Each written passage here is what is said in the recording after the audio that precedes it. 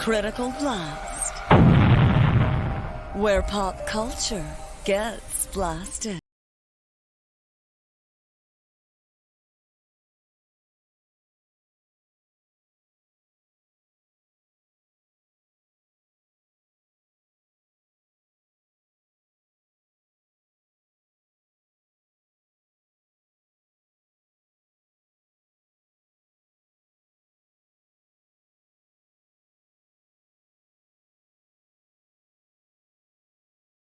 And good evening, everybody. I am RJ Carter, Senior Managing Editor here at criticalblast.com, where pop culture gets blasted.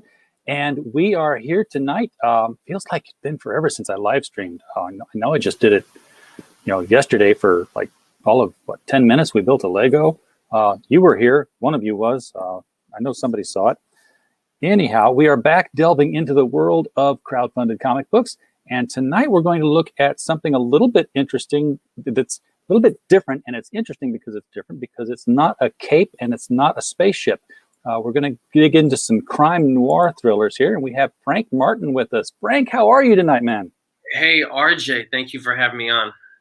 Glad to do it. Yeah. So I was talking about having Sirius XM radio and only listening to one channel. That channel is the old time radio classics. So I'm driving to work and back every day listening to the Falcon and Sam Spade and Johnny Dollar. And I was like, I'm in the mood for this, looking over a dead body. Let's go investigate this thing and find out who done it stuff. I have a buddy of mine make a theme song for every one of my comics, every one of my campaigns. And I include it as kind of a reward as part of the campaign. And there's a snippet of it on the campaign page. So he made a perfect kind of old style grand bandstand kind of theme song to go with it. Very cool. Well, let's take a look at that because this is a Kickstarter. I'm used to navigating the Indiegogo pages a little bit more, but go down further a little bit because I have it with just the music by itself. Oh, okay. I'll find it here. Okay, everyone, you've seen the entire. We'll come back to it. There. No clues. No, it should say. I forget the score. There you go. Play. Oh, did I? You're getting a delay on me. You went past it a little bit. Yeah. Whenever you screen share, we're getting a delay. Okay, so I'm holding it still right now. I see one that says play. Do you see it say play? Yeah. Is that the one? That's the one. All right, here we go.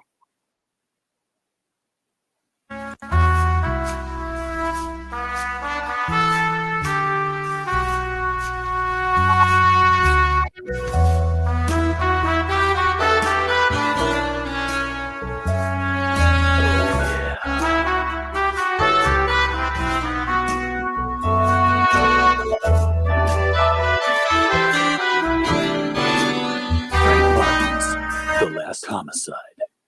Oh, it stopped. Yeah, it was just a snippet. It's just a taste. I was getting into that. I don't know. Your voice sounded like it was part of the song. I'm a lot older than I look, which means I must be about 300 and something. Or I feel a lot older than I am, I should say. Because I love all this old time stuff. Now, not having read the whole thing, I've gotten like into half of it, and then squirrel stuff happened. Is this set in a modern era, or is this set more like in the 40s, 50s? It's a modern era story, so you really can't tell until you get about halfway through it, and one of the detectives makes a crack about millennials. So that's kind of the telltale sign that it's a modern day story. But for the most part, it's a little timeless. That I try not to do that in my stories. I try not to reference pop culture or anything specific like McDonald's. I try to remove those proper noun kind of telltale signs that put in a time and a place so that it gives my stories a little bit anachronistic feel, that timeless feel to it. Yeah, I try to do that. I tried to do that for a long time. I write the Destroyer series, and it's always been that sort of a timeless crime kind of thing. But what I find ruins it for me, and I just finally had to roll with it, say, screw it, they're here. Smartphones. Because if you're going to call somebody, you're not going to drop a dime in a phone booth anymore. You're going to pull it out of your pocket and you're going to ask it questions. And I don't think I got a smartphone in this story, so maybe I got around that. But yeah, smartphones. There's those kind of things that you if you're forced into a storytelling kind of aspect of the plot, you're going to have to make a decision one way or another. You're either going to do a smartphone, a flip phone, or a landline. Yeah. Maybe it's just a reflection of how much I use mine all the time or something. It's like, yeah, my character's going to use it all the time because I do. No, it's a good time setting. Or a timestamp, I should say, is if you have your character use a car phone. Car phones were big for like a 4-year period. Yeah. And so, especially if it's one of those ones that's like coiled into the car. My mother had one of those. My mother had one of those. It was big. It was on the passenger side. So like if I got in the car, I had to share the shotgun with the the car phone. It was the size of a briefcase. Yeah. And God, I don't even know what the reception was like on those things because I never had the privilege to use one. I know they cost about like what, $5 a second to make a call. I don't remember. I was too young. I just remember that it was there and she would use it and the cord would just like whack me in the face. Like dodge it. Millennials are watching this video right now going, cord? What was that like? Was that to like keep it sliding across the seat or something? It was it was bolted into like, I guess, the center console. So it was like it had a little stand. I don't remember. I don't know. Well, we're not gonna deal with that. We are gonna deal with this book. And is this you said you've done a comic book before? This is not your first campaign. Is this your second campaign, or are you further into it than that? This is my 9th campaign. Oh my God, you're a veteran. So this is my 9th campaign. I believe it's my 7th comic campaign. I write prose novels and such, so I've done 2 of those, and this is my 7th. I think it should say right there, Frank Martin. It should say 9 created or something. Yes, it does, right there. So you've gone through Kickstarter 9 different times. So you really like Kickstarter then? I do. I think my previous project was a book called The Polar Paradox. That's going to be a 2-parter. So that's going to be my next campaign, and I think I'm going to do the old post Kickstarter Indiegogo storefront afterwards. I think I've never done that before, so I'm a little nervous about it. But I think that campaign is going to be my first foray into the realm of Indiegogo. Yeah, I mean, both of them have their benefits. As a customer, I like the Indiegogo one better, solely because I use my PayPal card to pay for everything, and I like, do I want this? Look at PayPal. I have money. Take my money. If I do that with Kickstarter, then yeah. If I do it with Kickstarter, I'm like looking at something the next night and like, do I have money? Yes, I have money. Take my money. Not knowing that Kickstarter is going to wait 2 weeks to come after my money. People use that as a sales a sales technique. Was that if you don't have money now, don't worry about it because they take it out later. But really, it's all customer preference. Some people want to be charged right away. Some people want to wait till the end of the month to make sure that they have those funds in the bank. And I'm guessing the Indiegogo is by taking your money right away for it, they kind of get to hold on to it until they have to hand it to the campaigner. So they make a little bit of interest on that. That's they're kind of a banker. Yeah, they're just different strokes for different folks. I get that question all the time: which one is better, Indiegogo or Kickstarter? And so my answer to that is, it doesn't matter. It really doesn't matter. They're different. That's all. At the end of the day, you as a creator are going to sink or swim your campaign based on how you run it, not necessarily the platform that you choose to run it on. So. Yeah. And I've heard, I interviewed different creators who, some have said, hey, I tried Kickstarter and I did well, and I went to Indiegogo and it flopped. Others that say, hey, I went to Indiegogo and I made a fortune. I went to Kickstarter and nobody knew who I was. And they both had similar style books. So it's not like, Kickstarter and Indiegogo have different tastes. It's just your audience has found you and now they expect you to be where they found you. They don't look for you someplace else. There's definitely some truth to the fact that different audiences gravitate towards the different campaigns. But you just, as a creator, you can't make excuses. You have to read the audience, read the market, and make adjustments based on that in order to succeed. Exactly. So your story this time is, as we've talked about, it's the crime noir thriller. Is this your first time dealing into this specific genre? This is in both prose and comics. I've never done a grounded, realistic story like this. So what was your how did you get into the frame of mind to do this kind of thing? I mean, any kind of special music, any reading ahead of time? I like to get into, read a bunch of stuff of a certain type and get into voice. I've consumed so much media in my short life that all these different stories are kind of just floating around in my head that it's easy to pull from and to get in the mindset of something like this. I've always loved crime and mystery and stuff like that. And when you think about it, so many stories kind of pull from these tropes of these classic detective stories. They might not be classic detective stories, but they play off of the foundation that a lot of these classic tales laid the groundwork for. They're so old that a lot of these stereotypes and themes have bled into other genres, whether it's like neo-noir or you have comedy versions of a gumshoe detective story or something over the top like Frank Miller's Sin City.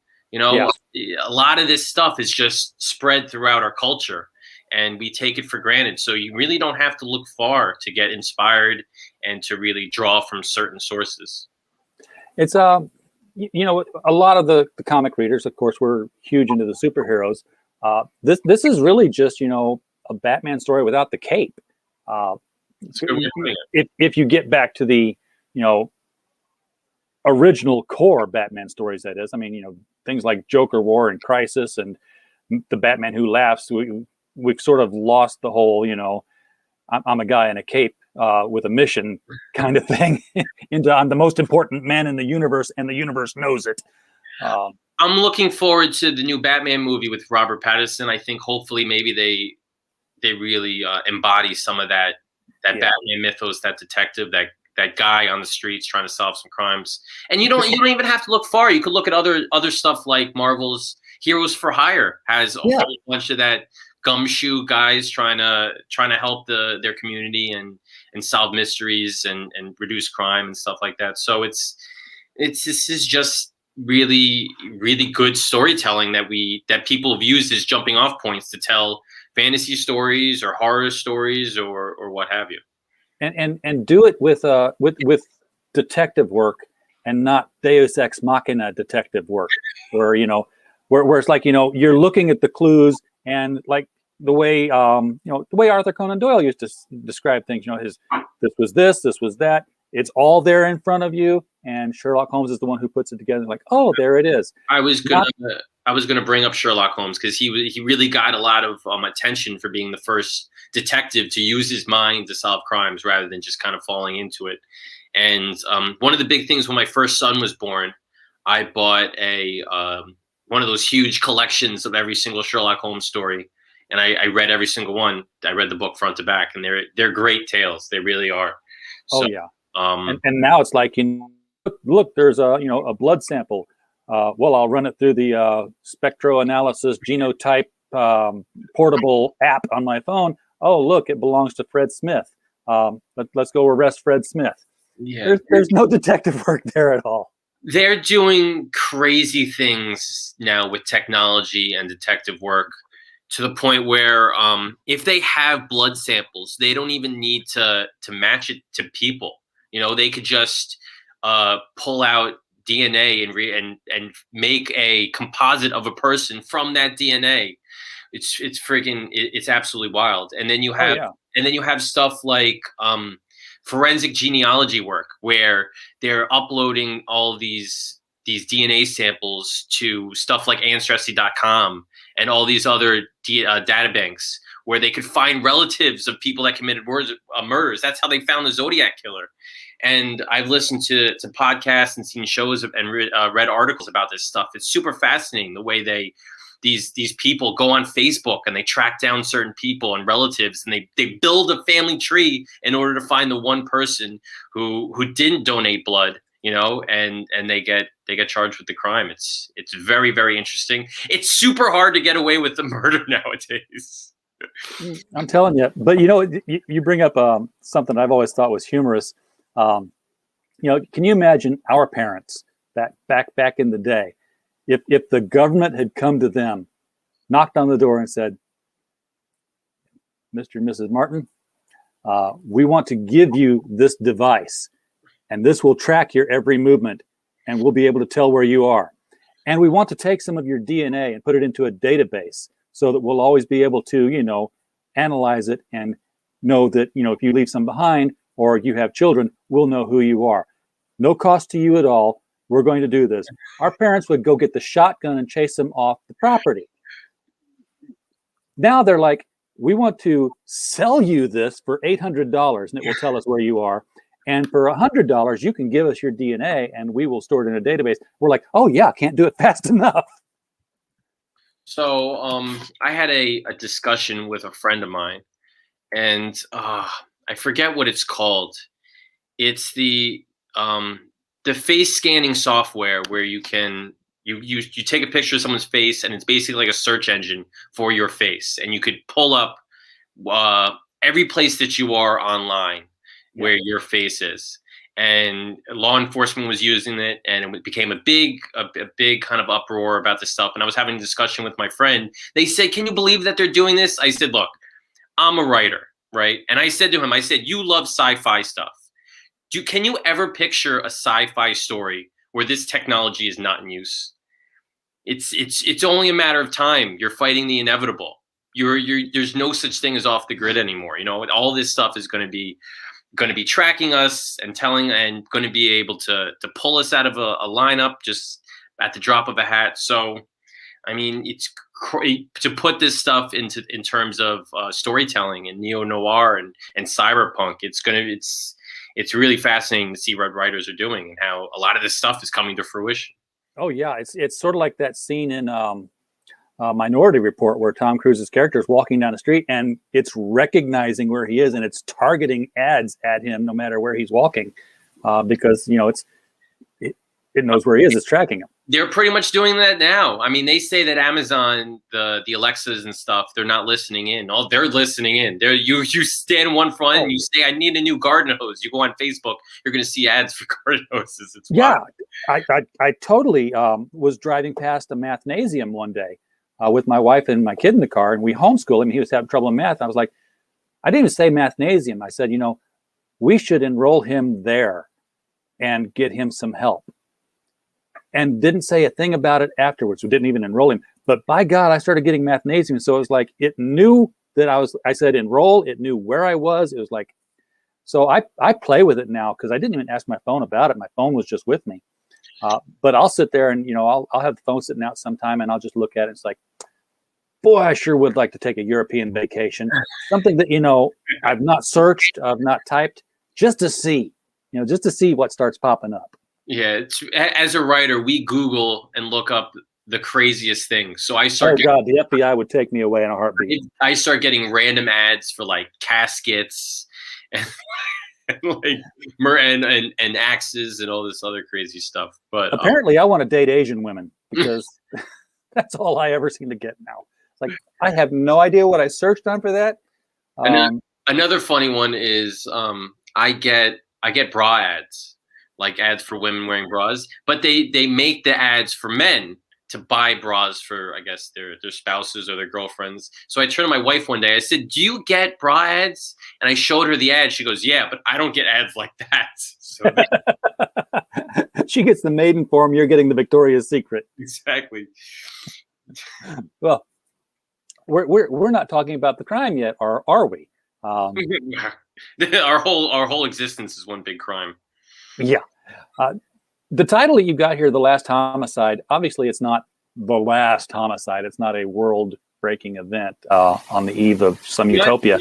That would be a cool story too. It would be. We and we'd be like, be Abel and Cain again, only in reverse. But this is you got your cop, and he's sort of like the character in Lethal Weapon. Retirement is in sight. I'm retiring. I'm not doing anything stupid.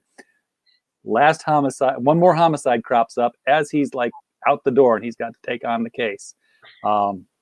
So there's two detectives that are the main characters in this book. I like to describe their dynamic as Morgan Freeman and Brad Pitt in Seven. One is the cop that's got one foot out the door. He's about to retire and he's fed up with his job.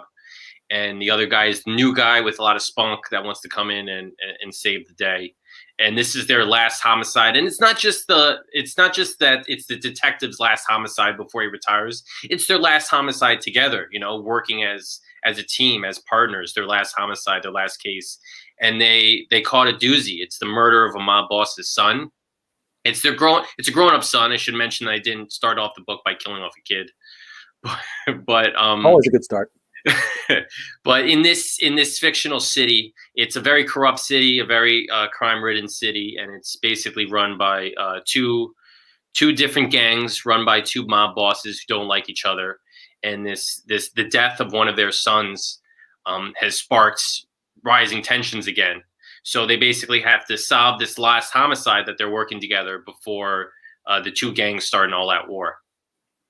Now, this is not issue 1 of a series either, right? This is issue 1.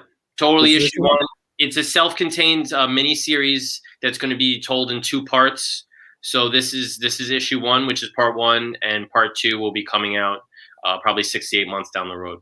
Okay, that's what I was wanting to know, because I'm looking at saying 24-page comic. I know that in the 70s, they used to be able to tell a detective story in 22 pages, and it felt like you had something there. But I haven't seen it done recently, and I doubted that a Kickstarter book was going to do it either. I could tell a story in 1 page if you really wanted. Well, yeah, you could. We're writers. We can pull anything off that we, if we know the parameters, we can make it fit. But I typically you want to stretch something like a crime drama out a little bit. You want to lay out a bunch of clues. A little bit. In this story, it's really about the characters and the relationships between the characters. So this story, this issue, is when we really are introduced to everybody. We get a feel for what they're like. And the second part is when all the pieces are really going to fall into place, and we're going to see everything start to unravel. And I think I put in the title too, I say part 1 of a 2-part story. So yeah. Now, how do you go about creating a mystery in a story? That's the age-old question. Yeah, because you got to avoid painting yourself into a corner. It's tricky. It's a lot of trial and error. There's two schools of thought with comic mysteries. Number 1 is to provide hints through the art. The other is to provide hints through the story. So this is a very story-driven comic. So I really use the characters and their relationships and their dialogues to drive hints, because at the end of the day, a mystery is only as good as its reveal. Because you're obviously not going to pull some rabbit out of a hat and be like, this was the mystery. Your reader's going to be like, well, that doesn't make any sense. You're not. Yeah, pull the rubber mask off. Look, it was Old Man Baker all the time. The killer is not going to be some random stranger that's walking down the street that they're just like, we never seen this guy before. He did it. It's got to be something that's really it's gonna grab you. So you gotta be very careful how you lay seeds and how you lead certain things in certain directions to make it plausible without making it obvious. So do you outline and have the sticky notes? Do you have the big string board on the wall where you're like board? Yeah, I'm a total plotter. I have to outline everything. I have to know beginning, middle, and end. I have to know where I'm going, where I've been, and yeah, I knew the ending of the story before I started scripting page 1. Yeah, sometimes I have to work from the end It's like, this is what I want to have happen. Now, what did they do? How did they cover it up? How did they cover up the cover up? And then I can say, okay, now write forward. Yeah, one of my favorite movies of all time is the horror movie Saw, and the reason I love it so much is because it's not just the movie itself, but the behind the scenes of how the movie came about. You know, the two writers, Leigh Whannell and James Wan, they wanted to make a movie, but they had no money. So they're like, okay, let's have two characters, because you gotta have more than one character, and let's have them stuck in a room. They're like, why are they stuck in a room? Well, they're handcuffed to radiators. Why are they handcuffed to radiators? So they wrote their story backwards based on their budgetary limitations, which I loved as a storyteller and a creator. So that kind of really sucked me in, that they used their weaknesses into storytelling strengths. And that's a great way to look at a mystery too, because Saw, at the end of the day, the first movie, is one big mystery as to what the hell is going on. Yeah. So you do have the suspects. Never mind. No, this is the creative team you got here. So how did you get hooked up with Pietro Vaughn? Is this somebody you've worked with before? I've never worked with him. We hooked up a couple of years ago. We started talking because I wanted to develop a project. And I said, I always like to talk to my artists when I'm starting something from scratch and say, what do you want to work on? What do you want? Horror? You want fantasy? You want sci-fi? You want romance? What do you want to do? And he said, I want to do a crime story. So I said, okay. And I threw a bunch of pitches at him, and he honed in on this one. And we kind of developed the story together. I was keeping him in line every step of the way with characters and plots and settings. And he was keeping me every step of the way with character designs and his locations and his thumbnails and stuff. And I found him. I think I found him online. So networking on social media has been a real blessing in the age of comic creation. Now crowdfunding a comic when you're the writer is always tougher than if you're the writer and the artist, because when you're the writer and the artist, you can pay yourself a lower page rate. The artists tend to want their money up front, and then you got to try to recoup it with the campaign. Mm-hmm. Is that pretty much the flow of things now, or are you guys working together as collaborators? We're on this one. We're working together as collaborators. So funds we're expected to fund. Hopefully, this is my 9th one. I'm confident. Don't want to jinx myself, but yeah, you do have a track record of delivery, so that does help. Yeah. So and yeah, we're gonna, after it's all said and done, we're gonna get paid, print out the book, and start shipping it. Well, let's take a look at what the book actually is here. I'm trying to get to the interiors. There we go, the clues. Yeah. So this is some samples of the artwork here, and this is very. It's the mood. It sets the mood for a noir thriller kind of thing. There's a lot of shadows, a lot of thick ink. If it wasn't for the fact that it's in color, this would have been great in like a grayscale kind of fade. Yeah, that was too. Or a sepia tone.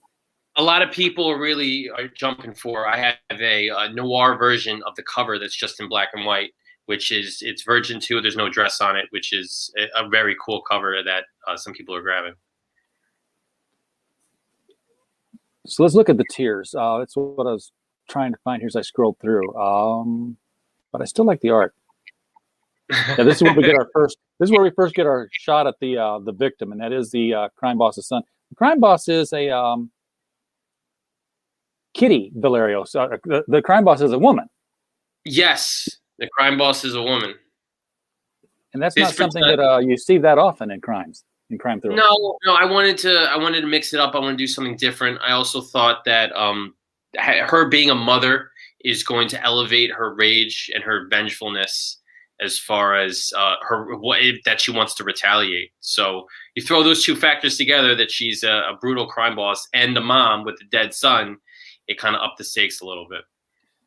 Yeah, that's one of those ones where if I'm a cop, I'm like, you know what? Let's investigate this homicide once all the people are dead, because there's going to be some people getting killed over this. So the clock is ticking, because she, later in the story, she kind of immediately says, "Look, I have to put my son in the ground. I have to conduct a funeral. I'm not worried about starting a war while I'm still going through his funeral. But once that funeral is over, It's fair game. So she All bets basically, are off. so she gives the cops a deadline pretty much. She says, look, if you think that it's not the rival crime boss that did it, prove it. Otherwise, get out of the way, Yeah. Because he's a rival anyway. This is just an excuse to kill him. I was going to do it anyway if I had a chance, kind of thing. Kind of. Yeah. We say in the story that they've had differences in the past, and it's always been business. It's always been about money. So they sit down, they work out their differences, and they prevent things from getting bloody. But now it's personal. So I don't think there's any unless they come up with a different killer, then she's going to assume that it's him, and she's going to go after him. I did like this moment here where they're returning back to the police station, and the guy who's retiring in the midst of all this investigation and death and violence. Hey, surprise! It's a going away party, and you've got this little bit of levity here. And of course, he didn't want it at all. Well, it's one of these cities that's like so overrun with crime that people have become numb to it. They just kind of go about their day. Yeah, it's another dead body. So it's like Los Angeles in Predator 2. It's become one big war zone. So the cops are like, whatever. Yeah, they're totally inured to it. So you can get this book in digital format for all the people who watch this who do the digital. The Last Homicide #1. A digital deluxe. What is deluxe? So the standard digital is $5. I like to do a deluxe, which is a little bit extra. My past couple campaigns, I threw in some concept art, some rough pages, the script. For this deluxe version, it's just going to be the regular book, but I have 2 short black and white crime comics. I think they're like 5 pages each. That I'm kind of throwing there as like a bonus and extra for an extra $3. So you're getting The Last Homicide and 2 backup short stories. Yeah, they're standalone. They have nothing to do with the Last Homicide. They're just crime comics, Very cool. So sort of like the old EC, crime comics. You had 3 stories. Yeah. And then for $10, we start getting into the actual physical product. Hey, Pops Van Zant's here. So, if you haven't talked with Pops, you need to get on his show, get over on CromCon and talk to his people. Because he Pops has people. I've got Heroinberg. I've got a people. But Pops has a whole a posse. He just friended me on Facebook, so I'll have to hit him up. Yes, you really want to do that. Okay, so the print copy #1, and you get the digital deluxe with it. So if you're going to spend $8 on the digital, throw $2 more at it for crying out loud, and get the physical copy for that standard copy. And it's free U.S. shipping, so it is $10. It's not like $10 plus 5 more. Yeah, it's a little bit of a trick of mine, because if you don't include the shipping there and you click it, it's like, oh, it's X amount of dollars. Then you click it with Kickstarter, it comes up with a little drop down window that says plus whatever dollars for shipping. So yeah, what you see is what you get. It's that's how I like to. And if you're buying it internationally, then it really can be some. That's another story. I mean, with you, people learn really quickly. Comic creators with international shipping in the U.S., it's no joke. Yeah, well, that's why we branched out into being an international shipper. One of the other things we do here for crowdfunded campaigns is we, outside the U.S. coming in, we handle the drop ships, we handle the remails, and we drop the price down so that the shipping's not an impediment to their campaign anymore. For $5 more, you can get the theme song, which we heard the snippet of before. Now, is that going to be like an MP3? Yes, it's an MP3. I think it's at least a minute and a half long. I don't know exactly how long it is, but it might be a little longer than that. But yeah, it's super cool. It gets me in the mood. He does great work on all my campaigns. And he always sends me the file. He says, "Let me know if you want any revisions." And every time I'm like, "No, it's perfect. What am I gonna? If I could make music, I would do it myself. You nail it every time." Yeah, that got me thinking. Now, I've seen so many add-ons to campaigns, different, whether it's action figures or stickers or MP3s. The guy who's doing Confederate Monster has an entire vinyl album of music that he's now made as a stretch goal that they hit. I haven't seen anybody do the Power Records thing. Remember Power Records when we were kids? I think you're older than me. Yeah, no, I'm 53. Be 54 next month. Power Records, okay, they were vinyl records, but they were not music. Well, there was a music soundtrack, but they came with a comic book. Okay. So you had it was a Wonder Woman adventure or a Superman adventure or a Hulk adventure, and you read the comic book, and the record brought it to life. I mean, you had voice actors who were doing all the stuff, and the sound effects were crashing through there. And you were like turning the page and just reading along as you heard the adventure with different actors. And of course, there was like music going along with it. So it was like it is when you're watching television. You almost don't hear the music, but it's always there. It's like an audio comic book, kind of. It was an audio comic book. It had everything except when you hear the ding, ding, turn the page. Which they had those on records too for Disney books. But that would be kind of cool if we, found somebody. You know what the problem with this stuff is? It's expensive. Yeah. That's not cheap to put together. So if you gotta have a big fan base that's because how much can you possibly charge for something like that in order to recoup your costs? You gotta have a lot of people pick it up. I can't even imagine what it would cost unless it was if it wasn't you and your buddies, in the back of the comic shop doing it, punching each other. Really hold up the microphone, pow! Well, no, you just read it flat and then you add the sound effects later. Download a punch, download a car horn, and drop them in with Audacity. Do these things on the cheap, man. Yeah, that's true. $20 or more, you got a variant cover here. And did I already pass that, or is that down here further?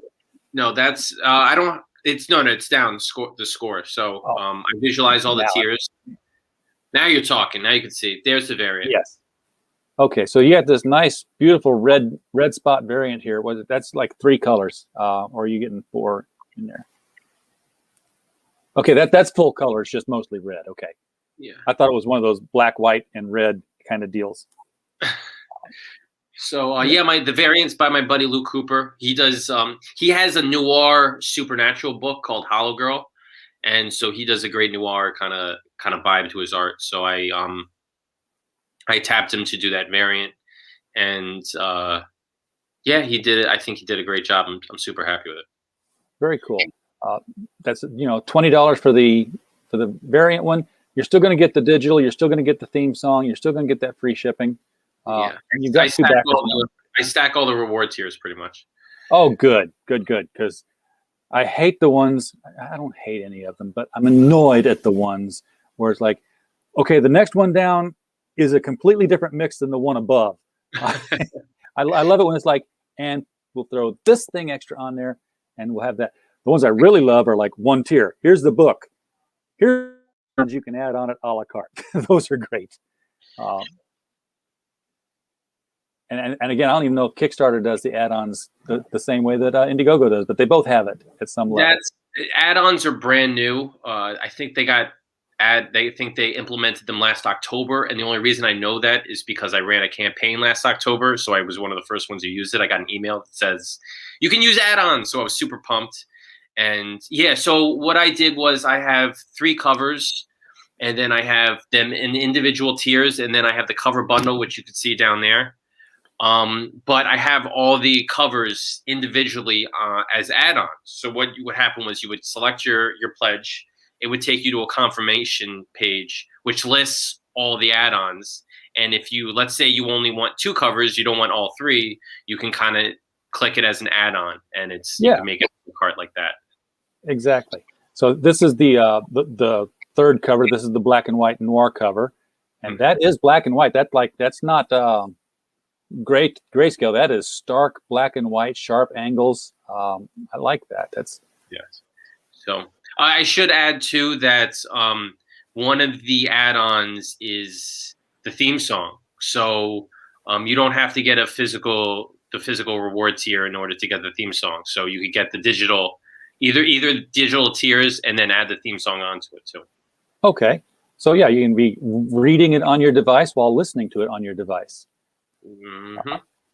Now, what is we saw the for $40 you get it all three covers plus the digital plus the theme song.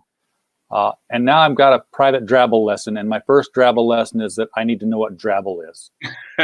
So this is always a tough pledge level for me, the $75 tier. I never know what to put there. So I was kind of thinking about what I can market. One of my skills is, and I write Drabbles, which are prose stories of exactly 100 words. Not 99, not 101. They're exactly 100 words. They're short stories. And I've written a lot of them. Probably at this point, maybe like 150 of them. I like to think I'm kind of good at it. You were supposed to stop at 100. You need to stop at 100, but it's trickier than you think it is, because you need to. It's more like a puzzle. You got to pick and choose which words to use that you need in order to tell the story, because you never wind up with exactly 100. It's usually 104, 105, and if you remove one word, it kind of messes everything up. So I figured if somebody's interested in learning about this, wants to know all the tips and tricks, I could give a 45-minute Drabble lesson where it's just you and me through a Zoom, and I'm kind of walking you through the process, and you have a Drabble at the end. So do you take advantage of the contractions as one word, or do you split them out if you need an extra word? Say, I'll take this didn't and make it did not.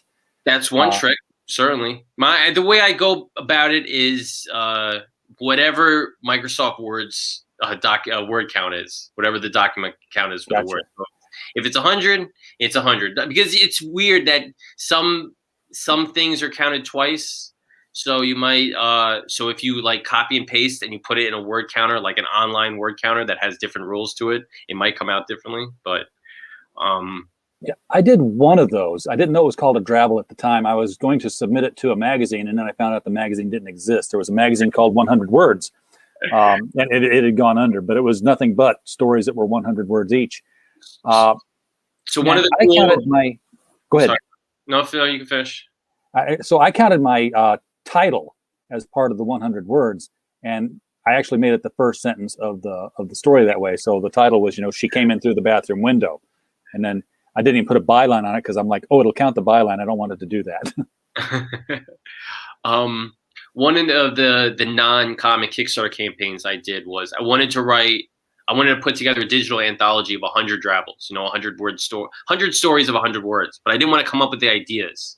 So basically what I did was I ran a campaign where backers would essentially buy a story, commission me for a story for the book. So they would, I would ask what genre they wanted and what subject they wanted. So somebody would say, I want a fantasy story about cats. And then I would have 100 people do that. And then I would write the stories and I put it in a document and I sent it off to all the backers. That was, an interesting writer's challenge. You know what? It was, so the way I did it was I ran the campaign in January, and then February I wrote all the Drabbles. So there's 4 weeks in January. I figured every weekday I would write 5 of them. So that would equal out to 100. It was one of the most difficult things that I've ever done. I can imagine. But you got paid to write, so at the end of the day, the word count isn't the problem. It's because it's 500 words a day, which is not a big deal. People could do that. That's very, very feasible. The problem was each individual story was another project that I was starting. So I had to get it. If I'm going from comedy to sci-fi to horror to romance, my mind is bouncing back and forth, formulating all the plots and the stories and the tones and the mindset. By the end of the day, I was shot. You had to change your headspace every time you started a story. And if you said, let me shuffle them up, let me put all the comedies in one spot, then you're telling the same kind of comedy because you just stay in that pattern. So it was wild. I had a lot of fun doing it, but it was a lot more taxing. I read a novel in a month. Was it a month? It was 2 months. So the most I've done is I did a 60,000 word novel in 2 months. That was less work than this. Wow.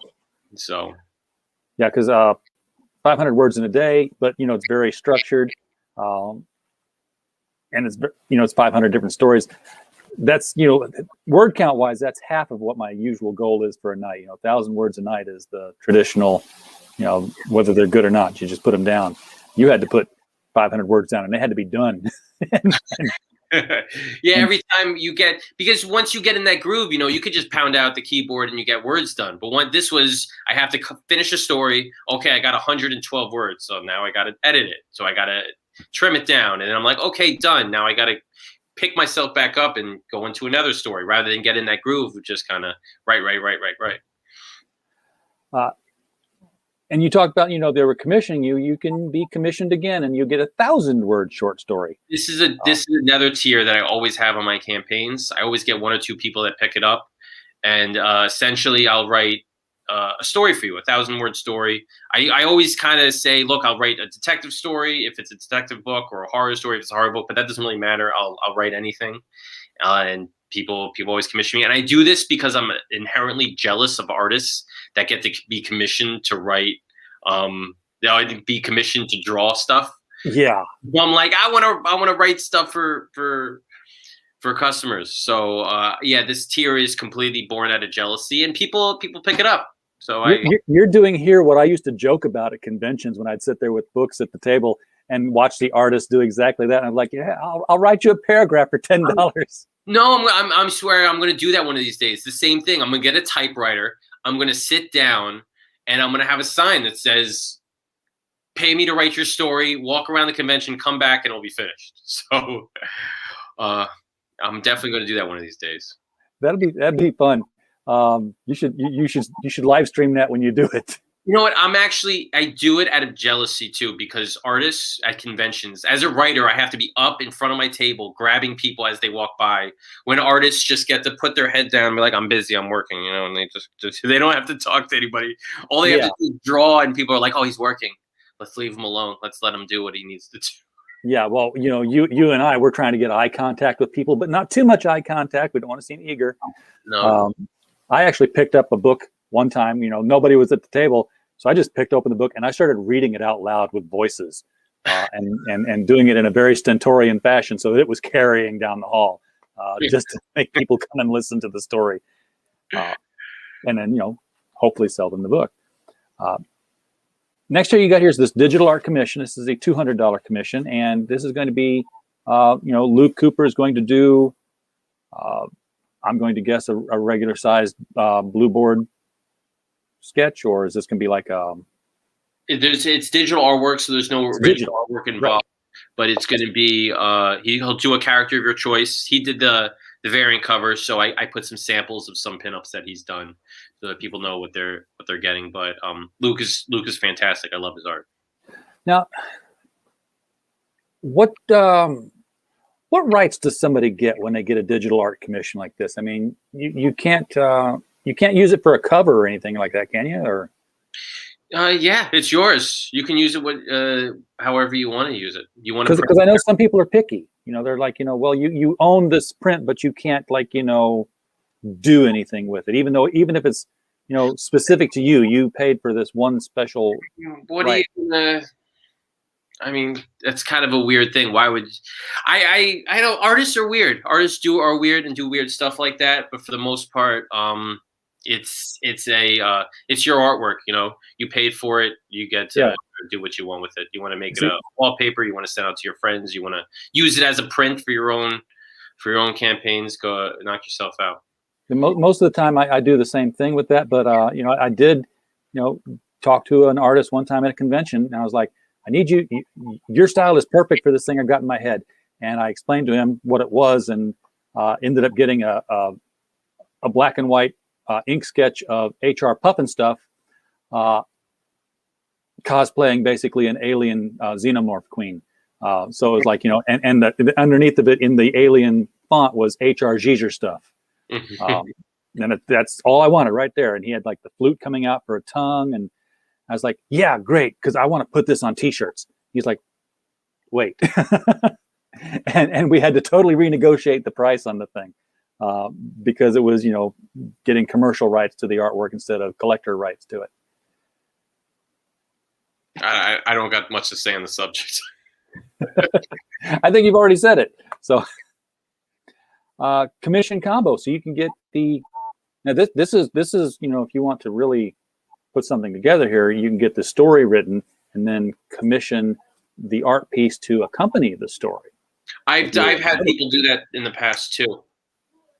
Yeah, so that would so on my very first campaign, I had someone choose. What did they pick this commission combo tier, and they chose. They wanted like cannibalistic Ewoks or ravenous Ewoks. They wanted a story about ravenous Ewoks, and so they wanted artwork to go with the story. So that was a fun one to write. So now going back to that whole thing we just talked about art though. Now, what if they say, "Hey, write me a story, and here's an art piece that goes with it"? Now, what can they do with that? I mean, that's your story. They can't put that in a book of their own. And I mean, yeah, they'd have to say by Frank Martin. Obviously, they're not going to pass it off as their own. But well, I mean, do they own the thing? That's a licensed character, so there's really not much they can do with it. Well, yeah, I understand the Ewok thing, but what if they just came up with an original story and original art? But yeah, if it was original story, once they pay me for it, it's theirs. I don't care what they do with it. So they could put it in it. Now that I've asked the question, that makes perfectly total sense because I've paid writers for stories to go in our anthology, and now I put them in the anthology, and I'm like, but normally I say, but the rights go back to you. It's you can put it back to something else. This is a one-time fee. It's theirs, so they're commissioning me to do it. And I'm low maintenance, and life's too short to argue with people about that kind of thing. Exactly. So they're not paying me $10,000 to write them a story. So I'm gonna write it. I'm gonna send it off to them, and if they wanna make $1 off of it, by all means, pay $250. Get the thing, put it in your anthology, sell it for $500,000 because then the readers are gonna be like, hey, who's this Frank Martin guy, and where can I find more of his stories? I get some exposure bucks from that. Yeah, the exposure. Oh, there's a whole show in the for exposure stuff.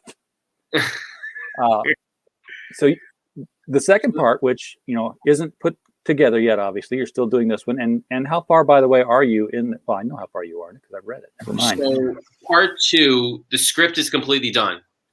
We haven't started artwork yet, and the reason we haven't, or one of the reasons, is because of this tier. We have a big character that appears in part 2 who's not in part 1, but it's kind of a central role in the second half of the story. It's a speaking character, and this is a one available tier. So there's just one character. If somebody picks it up, their likeness will be in the book as this character.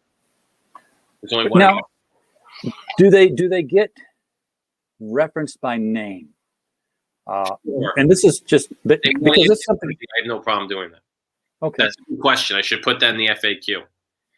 Okay, because I've always wondering, like, if I said, "Hey, draw me into the comic," and they do it, then I show it to my friends at work. Like, look, I'm in this comic. They're like, "Yeah, that kind of sort of looks like you because it's a comic book character, not a photo." But why do you think it's you? What provenance do you have? And if they come out and they look at it and says, "Hey, RJ, bring us a beer," and there I am with Steins. Then it's more, oh, that is you. It's because it's got your name.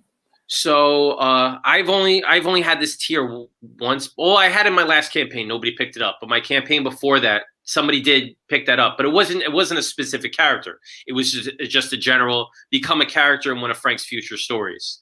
And the guy who picked it up had such a particular look to him. He said he had such a particular hairstyle and beard and big. It was like you couldn't mistake him for anybody else. So, but you got RJ. You got a little bit of a generic look to you. You got the yeah. I'm anybody. Glasses. You could be anybody. So sure, I have no problem throwing a name in there.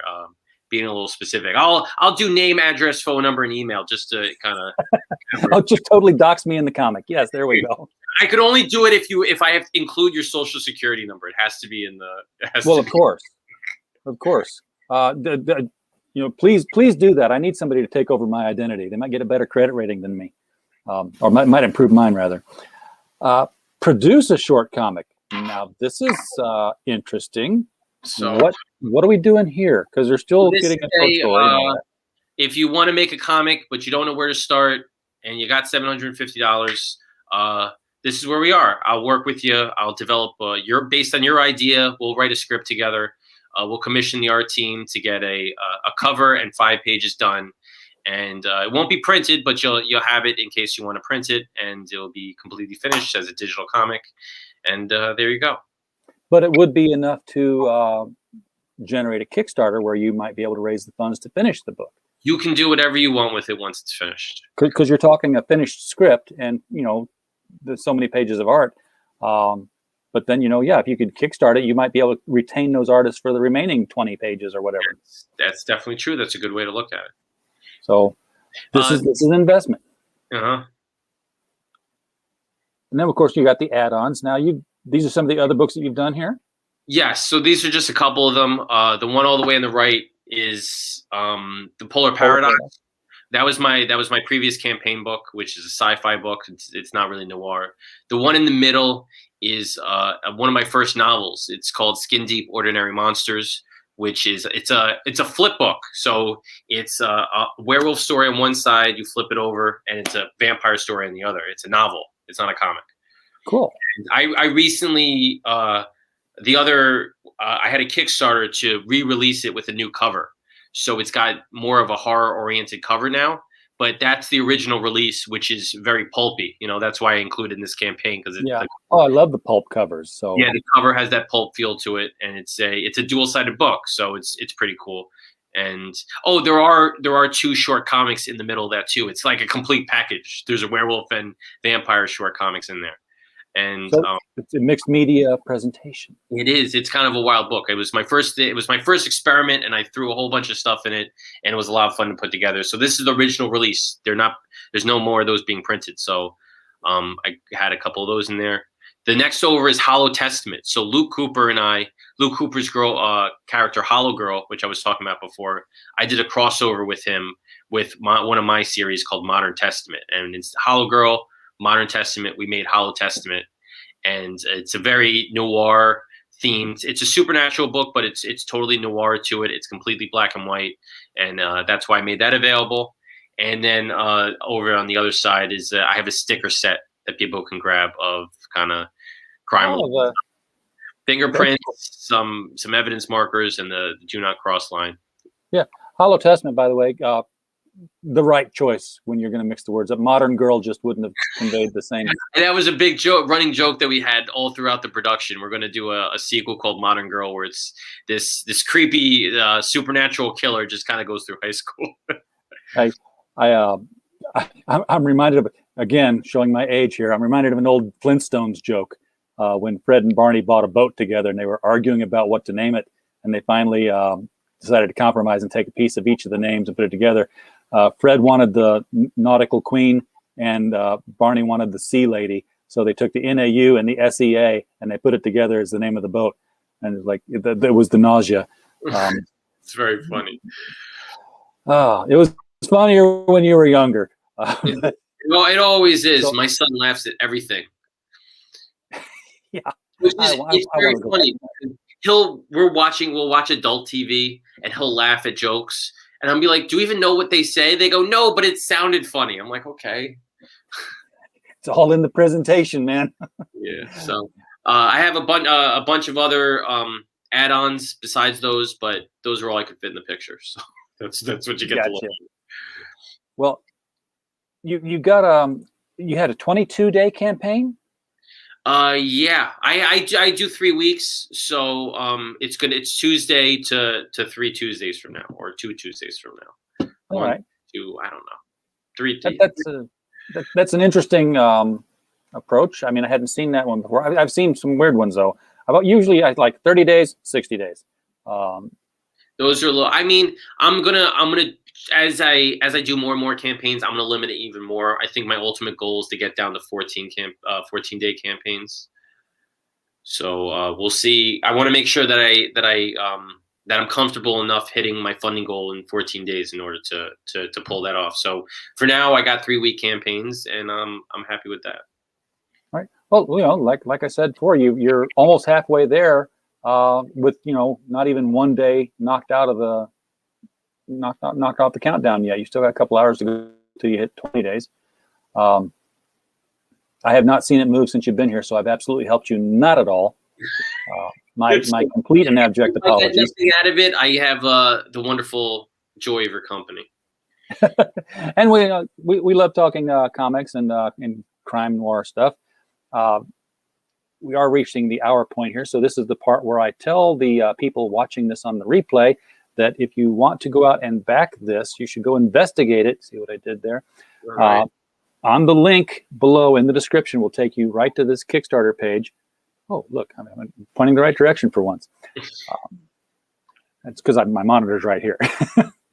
We'll take you here, and you can get one of these. This is not an expensive book. This is, I've seen some really expensive tiers. Now, we saw, those bottom tiers there got kind of pricey, but you're getting some really cool stuff that one of a kind things here, and some services that you're not going to get in your other crowdfunders.